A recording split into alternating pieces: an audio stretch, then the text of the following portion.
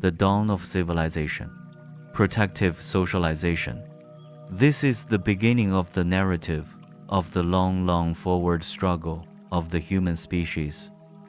From a status that was little better than an animal existence through the intervening ages, and down to the later times when a real, though imperfect, civilization had evolved among the higher races of mankind. Civilization is a racial acquirement. It is not biologically inherent. Hence must all children be reared in an environment of culture, while each succeeding generation of youth must receive anew its education. The superior qualities of civilization, scientific, philosophic, and religious, are not transmitted from one generation to another by direct inheritance. These cultural achievements are preserved only by the enlightened conservation of social inheritance. Social evolution of the cooperative order was initiated by the Dalmatia teachers, and for 300,000 years, mankind was nurtured in the idea of group activities. The blue man most of all profited by these early social teachings, the red man to some extent, and the black man least of all. In more recent times, the yellow race and the white race have presented the most advanced social development on Urantia. When brought closely together, men often learn to like one another. But primitive man was not naturally overflowing with the spirit of brotherly feeling and the desire for social contact with his fellows. Rather did the early races learn by sad experience that in union there is strength. And it is this lack of natural brotherly attraction that now stands in the way of immediate realization of the brotherhood of man on Urantia. Association early became the price of survival.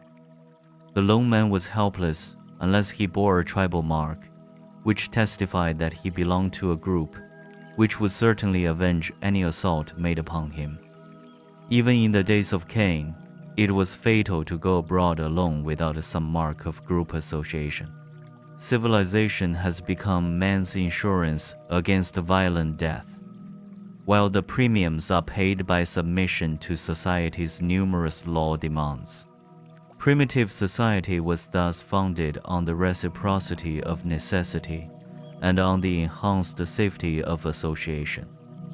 And human society has evolved in age-long cycles as a result of this isolation, fear, and by means of reluctant cooperation. Primitive human beings early learned that groups are vastly greater and stronger than the mere sum of their individual units. 100 men united and working in unison can move a great stone. A score of well-trained guardians of the peace can restrain an angry mob. And so society was born, not of mere association of numbers, but rather as a result of the organization of intelligent cooperators. But cooperation is not a natural trait of man. He learns to cooperate first through fear, and then later, because he discovers it is most beneficial in meeting the difficulties of time and guarding against the supposed perils of eternity. The peoples who thus early organized themselves into a primitive society became more successful in their attacks on nature, as well as in defense against their fellows. They possessed greater survival possibilities. Hence has civilization steadily progressed on Urantia, notwithstanding its many setbacks. And it is only because of the enhancement of survival value in association that man's many blunders have thus far failed to stop or destroy human civilization. That contemporary cultural society is a rather recent phenomenon is well shown by the present-day survival of such primitive social conditions as characterize the Australian natives and the Bushmen and Pygmies of Africa. Among these backward peoples may be observed something of the early group hostility, personal suspicion, and other highly antisocial traits which were so characteristic of all primitive races. These miserable remnants of the non-social peoples of ancient times bear eloquent testimony to the fact that the natural individualistic tendency of man cannot successfully compete with the more potent and powerful organizations, associations of social progression. These backward and suspicious antisocial races that speak a different dialect every 40 or 50 miles illustrate what a world you might now be living in.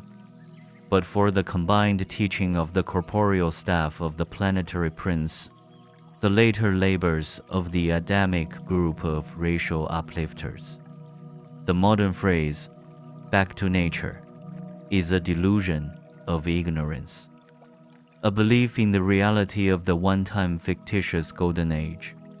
The only basis for the legend of the Golden Age is the historic fact of Dalmatia and Eden. But these improved societies were far from the realization of utopian dreams.